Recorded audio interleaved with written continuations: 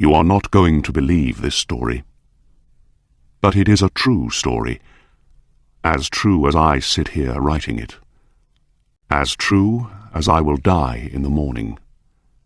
Yes, this story ends with my end, with my death tomorrow. I have always been a kind and loving person. Everyone will tell you this.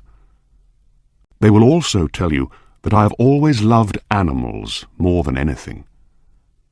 When I was a little boy, my family always had many different animals round the house.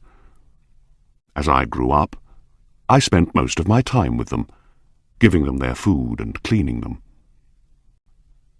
I married when I was very young, and I was happy to find that my wife loved all of our animal friends as much as I did. She bought us the most beautiful animals. We had all sorts of birds, goldfish, a fine dog, and a cat. The cat was a very large and beautiful animal. He was black all over, and very intelligent. He was so intelligent that my wife often laughed about what some people believe. Some people believe that all black cats are evil, enemies in a cat's body.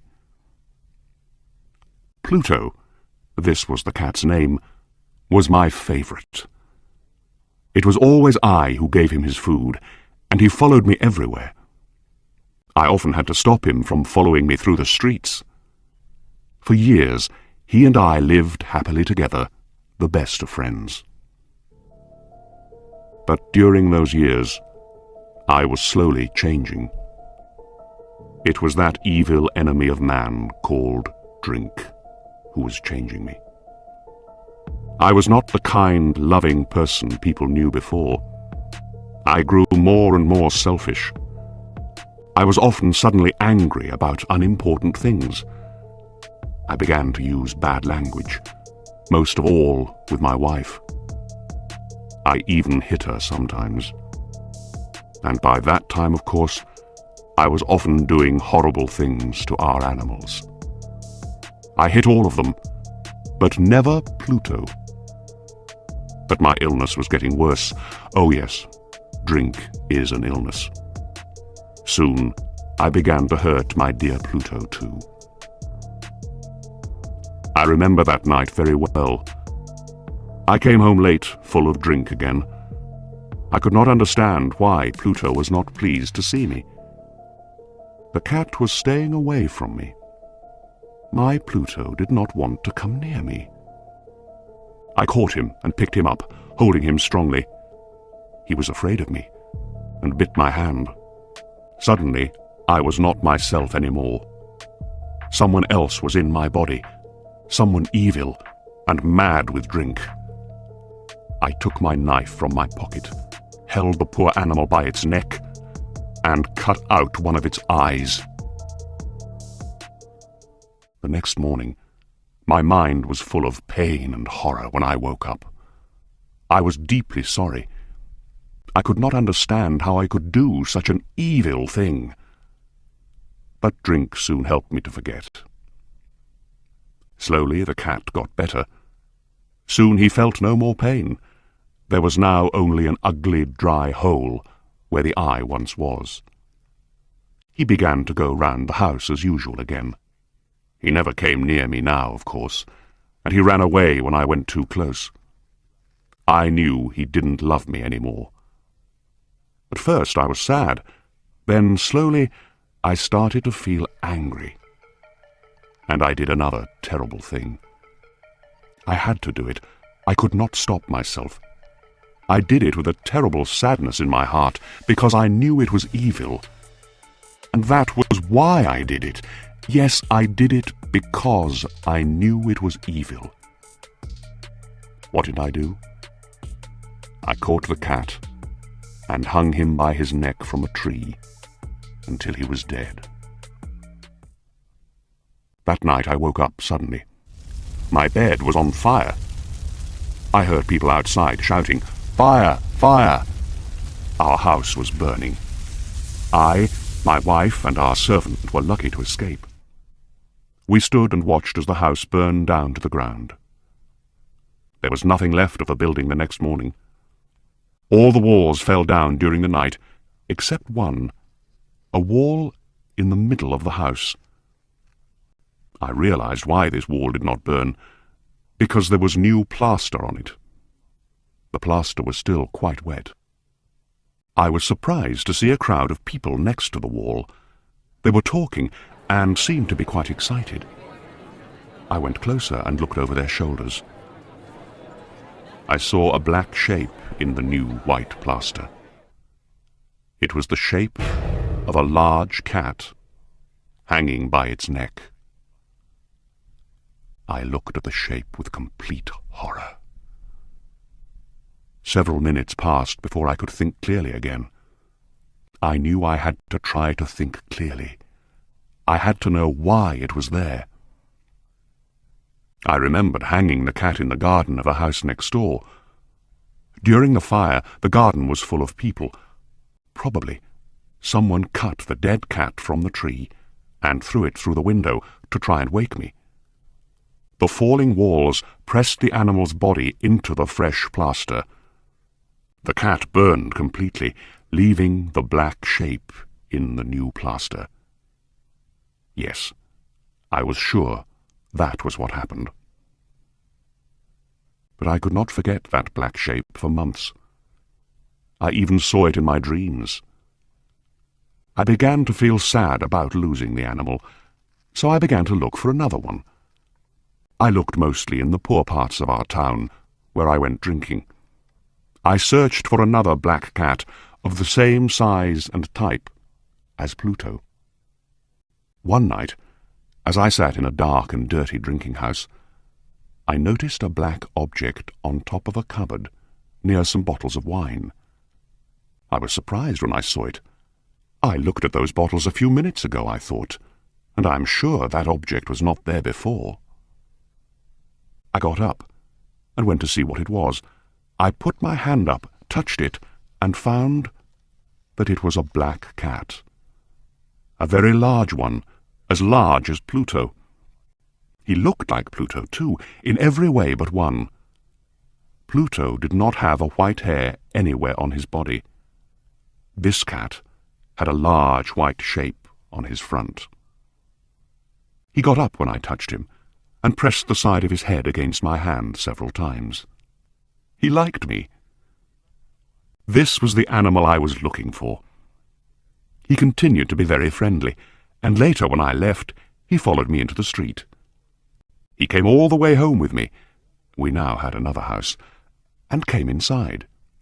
He immediately jumped up onto the most comfortable chair and went to sleep. He stayed with us, of course. He loved both of us, and very soon he became my wife's favorite animal. But as the weeks passed, I began to dislike the animal more and more. I do not know why, but I hated the way he loved me. Soon I began to hate him. But I was never unkind to him. Yes, I was very careful about that. I kept away from him because I remembered what I did to my poor Pluto. I also hated the animal because he only had one eye. I noticed this the morning after he came home with me. Of course, this only made my dear wife love him more. But the more I hated the cat, the more he seemed to love me. He followed me everywhere, getting under my feet all the time. When I sat down, he always sat under my chair. Often he tried to jump up on my knees. I wanted to murder him when he did this. But I did not. I stopped myself because I remembered Pluto, but also because I was afraid of the animal. How can I explain this fear? It was not really a fear of something evil, but then how else can I possibly describe it? Slowly, this strange fear grew into horror. Yes, horror. If I tell you why, you will not believe me. You will think I am mad. Several times, my wife took the cat and showed me the white shape on his chest. She said the shape was slowly changing. For a long time I did not believe her, but slowly, after many weeks, I began to see that she was right. The shape was changing. Its sides were becoming straighter and straighter. It was beginning to look more and more like an object. After a few more weeks, I saw what the shape was. It was impossible not to see. There on his front was the shape of an object I am almost too afraid to name. It was that terrible machine of pain and death. Yes, the gallows. I no longer knew the meaning of happiness or rest. During the day, the animal never left me. At night, he woke me up nearly every hour. I remember waking from terrible dreams and feeling him sitting next to my face, his heavy body pressing down on my heart. I was now a very different man. There was not the smallest piece of good left in me. I now had only evil thoughts. The darkest and the most evil thoughts. I hated everyone and everything, my dear wife, too. One day she came down into the cellar with me to cut some wood. We were now too poor to have a servant. Of course, the cat followed me down the stairs and nearly made me fall. This made me so angry that I took the axe and tried to cut the animal in two. But as I brought the axe down, my wife stopped my arm with her hand. This made me even more angry, and I pulled her hand away from my wrist, lifted the tool again, brought it down hard, and buried it in the top of her head. I had to hide the body. I knew I could not take it out of the house. The neighbours noticed everything. I thought of cutting it into pieces and burning it. I thought of burying it in the floor of the cellar. I thought of throwing it into the river at the end of the garden. I thought of putting it into a wooden box and taking it out of the house that way. In the end, I decided to hide the body in one of the walls of the cellar. It was quite an old building, near the river, so the walls of the cellar were quite wet, and the plaster was soft. There was new plaster on one of the walls, and I knew that underneath it, the wall was not very strong. I also knew that this wall was very thick. I could hide the body in the middle of it. It was not difficult. I took off some plaster, took out a few stones, and made a hole in the earth that filled the middle of the wall. I put my wife there, put back the stones, made some new plaster, and put it on the wall. Then I cleaned the floor and looked carefully round. Everything looked just as it did before. Nobody would ever know. Next, I went upstairs to kill the cat. The animal was bringing me bad luck. I had to kill it. I searched everywhere, but I could not find him. I was sure it was because of my wife's murder. He was too clever to come near me now. I waited all evening, but I did not see the evil animal. He did not come back during the night either. And so for the first time in a long time I slept well. When I woke up the next morning, I was surprised to see that the cat still was not there. 2, 3 days passed, and there was still no cat. I cannot tell you how happy I began to feel. I felt so much better without the cat. Yes, it was he who brought me all my unhappiness. And now without him, I began to feel like a free man again. It was wonderful. No more cat. Never again. Several people came and asked about my wife, but I answered their questions easily. Then, on the 4th day, the police came.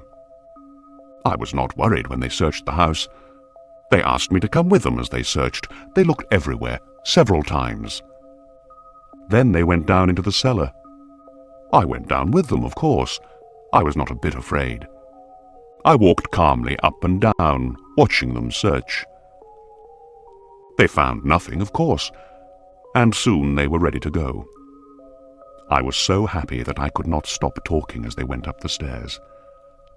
I did not really know what I was saying. "Good day to you all, dear sirs," I said.